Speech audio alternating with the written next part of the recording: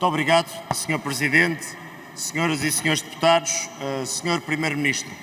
Sr. Primeiro-Ministro, há cerca de um mês, foi a um evento com os jovens do seu partido anunciar um conjunto de ideias peregrinas para reter os jovens em Portugal. Mas esqueceu-se de uma área, a área de que os jovens provavelmente mais necessitam.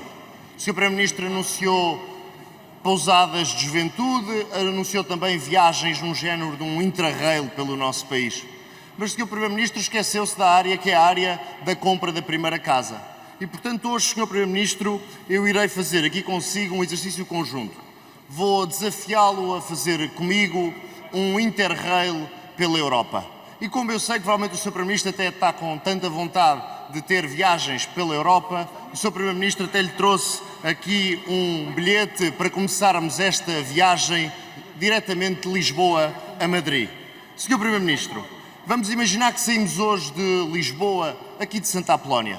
Sr. Primeiro-Ministro, de acordo com os dados do Global Property Guide, o custo médio do metro quadrado para comprar uma casa em Lisboa é de cerca de 5.301 euros. Numa casa de 70 metros quadrados, estamos a falar de 370 mil euros.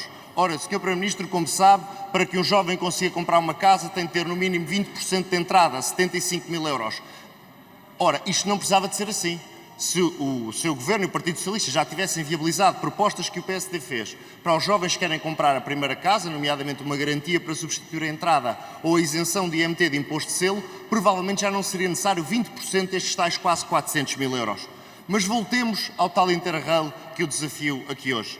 Saltamos de Lisboa para Madrid e quando nós chegamos a Madrid há uma coisa que sabemos, é que o preço médio do metro quadrado em Madrid ronda os 3.938 euros, de acordo com os mesmos dados. São cerca de menos 1.300 euros do que em Lisboa, o que nesta casa de 70 metros são menos cerca de 100 mil euros. Mas há uma agravante, é que em Madrid os salários são maiores, como em quase toda a Espanha, do que em Portugal. Mas, Sr. Primeiro-Ministro, podemos saltar então de Madrid para Milão.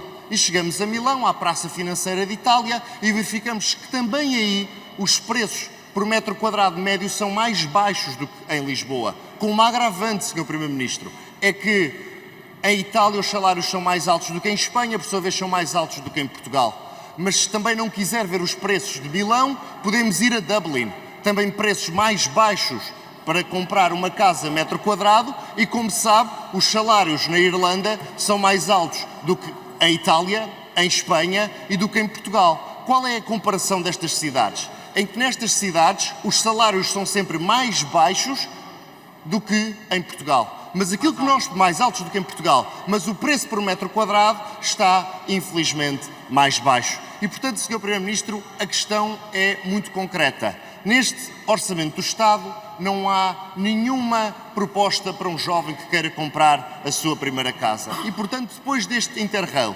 Lisboa, Madrid, Milão e Dublin, eu gostava de perguntar ao Sr. Primeiro-Ministro se, olhando para esta preocupação, a compra da primeira casa, ainda consegue ter a coragem de continuar a vender ilusões aos jovens portugueses. Muito obrigado.